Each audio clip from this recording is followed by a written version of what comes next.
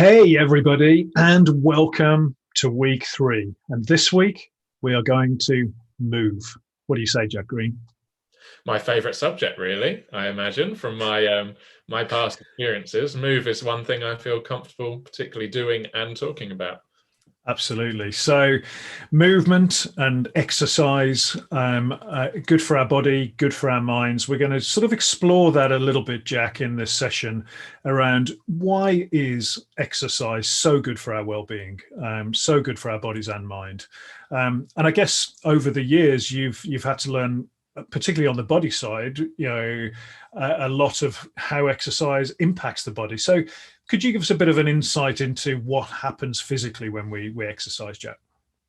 Yeah, so as we all know exercise is good for us. We all accept that. How many of us really understand it in a bit more detail?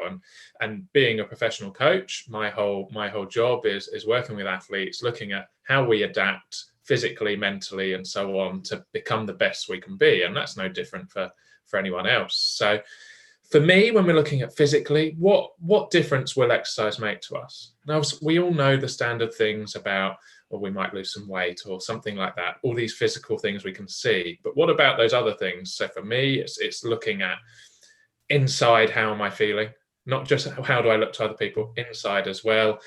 Am I able now to get up the stairs without huffing and puffing and all these other things, take the dog out and really enjoy my walks and go out rather than be challenged all the time? And I think just it gives you that freedom when you are physically more fit and more active to be able to do more things. And that all comes from adaptations, really simple. You challenge your body then goes, oh, this is new. We'll have to figure a way out of how to get through this and how to deal with this. So next time it's not so difficult. And then the next time you try it, your body knows what to do. And that's as simple as how I write training programs for my athletes. I'm going to challenge them, take them to a place that their body has to ask some questions and figure it out. And then the next time they'll be capable of achieving great things, hopefully. I love that. It's almost like your body has a sense of curiosity there, Jack. I love the way you put that. Oh, this is new. Like you've just hit your body with a really intense training session. It's okay. What do I do now? But that's what happens, isn't it? The muscles, the cardiovascular system, the lungs, the heart, they all adapt to the strain that you put on the body, and then become a little bit better. Yeah, it all comes from survival, essentially. Your body wants to survive, our most natural thing that we do. So it's going, well, how do I survive this better next time? Obviously, you survived it, it's training, but how do I thrive in that environment? And that's all training's about. So that can start from just going for a walk around the block. And right, this might have tired me out this time, but guess what? Your body's going to go, all right, this is what you're asking of me. And this is what I'm going to give you to get it done and get it done well. Yeah, I agree. And it's really interesting that we're talking at this point in my life because, as you know, I've had the long COVID. I'm starting to bore everybody already with that fact. But what that means is my fitness is pretty much at zero compared to where it was being. I've probably as unfit as I've been in the last 10 years with my cycling. And the last 2 weeks, it's been a case of my illness is allowing me to get back on the bike, but I'm also at the point where now I'm at a baseline level of fitness that I've got to start again. And it's a really interesting journey that it's okay. I used to ride for 7-8 hours a day when I had to. Now achieving a 20-minute cycle ride is great. And then the next day, a 25-minute, or the next session, a 25-minute. And that's sort of how we've got to look at it, isn't it? Is start small and build. Yeah, I think comparisons in everything, obviously physical health, but everything are quite dangerous. And especially when we compare to what we were or what we have been. That's like me going back on a track right now. I've been retired for nearly a whole year. And it's like if I went back on a track and went, well, why am I not running as fast as I used to? Well, guess what? I haven't done anything. Yeah. So that's just the case. But I could eat myself up and say, well, I should be more because I've done more. When we really look at it and have some perspective, we go, that doesn't make sense at all, does it? So yeah, it's such an important thing to understand that you are where you are right now, and that's fine, and it's that building block. How did, for you've been someone who you cycled hours and hours, things that I wouldn't be able to do because that's not how my body works, and I think it's incredible. But how does that feel now, the fact that you're at this lower fitness? How, if you tell people, how does it feel physically and mentally? It's a good question, Jack. So physically, really, really challenging because I'm used to having a level of fitness and I'm used to not huffing and puffing to get up the stairs. And I sort of noticed it just playing football with my little lad, my 6-year-old boy, that through the long COVID, I would literally be huffing and puffing playing with my son and a bit of a kick around. Whereas now I'm starting to feel A, healthier, and B, slowly I've been exercised maybe 4 or 5 times in the last 2 weeks, and I'm starting to feel the effects in a positive way of that, which has given me encouragement to do more, which is that momentum. So physically I have been feeling just a bit rubbish and a bit I guess just challenged really in what I do.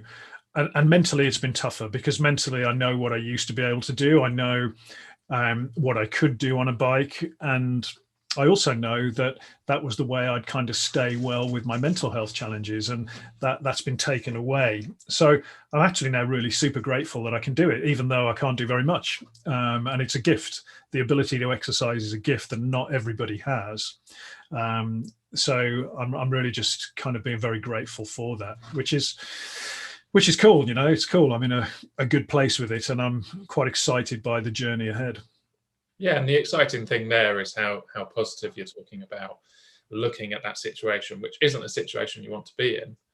But we turn that round, you've turned that round and gone, this is a gift, this is an opportunity. And we've talked about that previously, but it's so important just how we look at things and having some perspective about what we do. Yeah, absolutely. So in the next session, I'm going to talk a little bit, and we're going to talk a little bit. You're going to do some talking as well, Jack, of course, about why exercise is so good for the mind. But we've sort of evolved in this session talking more about kind of inspiring us to exercise and the journey that I'm on. Let's just talk a little bit more about getting going and getting started. And, from your perspective as somebody that trains people and athletes to, go through a training program and achieve elite success, how can we get going? How can we really inspire our warriors to sort of get out the door in these winter months? Yeah, so for me, it's with my guys, I'm planning at the moment. I've got athletes that hopefully will be at Tokyo next year in the Olympics, and we're planning all the way ahead that I already know what they'll be doing up till August time when those Olympic Games start. So that's a really big plan. It's really difficult to do because you have to get these people running fast for that one day, pretty much, which is it's quite scary when you're writing the programs. But we've even started really slow. So our first month was literally turn up, do something, get back in the routine, get your body realizing this is what we used to do, because they've all had 6 weeks off or so. And obviously with the first lockdown in the UK, they were struggling with facilities and training. So we haven't hit certain parts. So their bodies just aren't prepared. So we went into a preparation phase. And actually for the next however many months, it's still a preparation phase to get us to those high performance parts. None of my guys are turning up and going 100 miles an hour expecting that superstar performance, because we're just not ready there. We've got our building blocks and we will get there. And it tends to start something that I love to talk about when I'm writing training plans and talking to my athletes.